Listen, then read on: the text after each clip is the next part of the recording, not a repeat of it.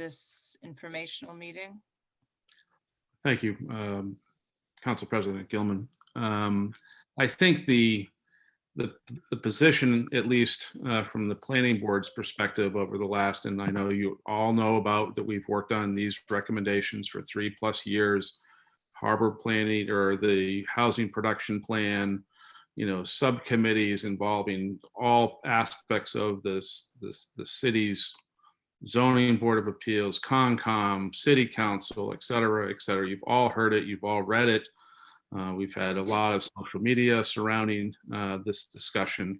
And these are efforts that are started years ago and has nothing to do with what the state's new law is. And so I view the work that our locale has done is taking responsibility for what our community needs are, right? And so I can't remember how much time and money was spent on the housing production plan 4 years ago, but it was extensive. It wasn't from Puget Sound, it wasn't from Newport or Rhode Island or Portsmouth or any place else. It was directly related to Gloucester. And Carolyn Stewart wrote a very nice article in the paper, lifelong members of the community aged out of their accommodations ended up at Halyard, which is ironic. But that's exactly the people that we need to serve, our lifelong residents that need to do something that's different. We can't plan it. We don't know what family friendly is. Single mom with 2 kids, a single dad with 1 kid. It's not that granular, right? But the point of my comments is that we spent an enormous amount of time and effort trying to focus on Gloucester only.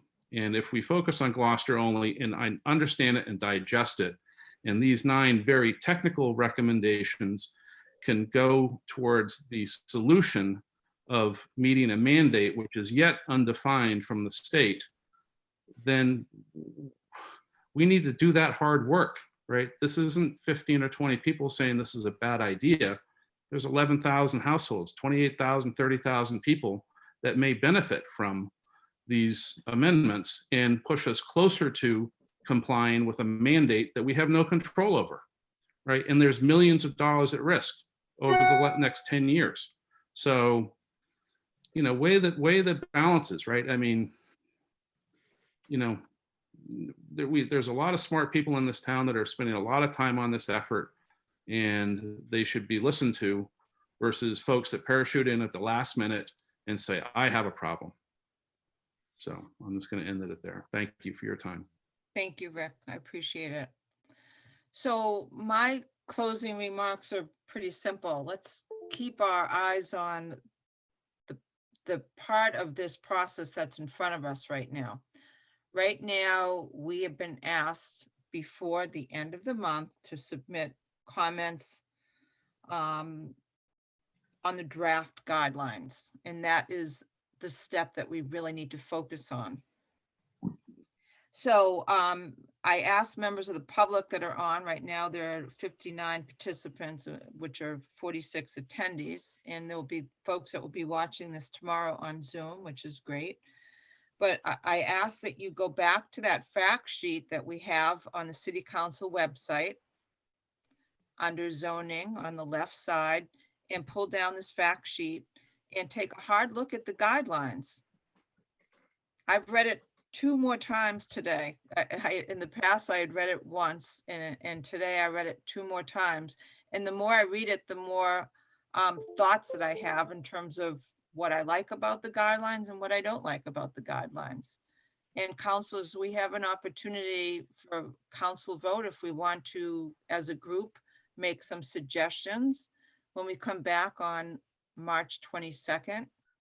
And we can do that as a group, or you can individually send your own if you have feedback on the guidelines. But that's where we are right now. And I think this informational session has been helpful. And it just kind of reminds us how many tough questions are still out there.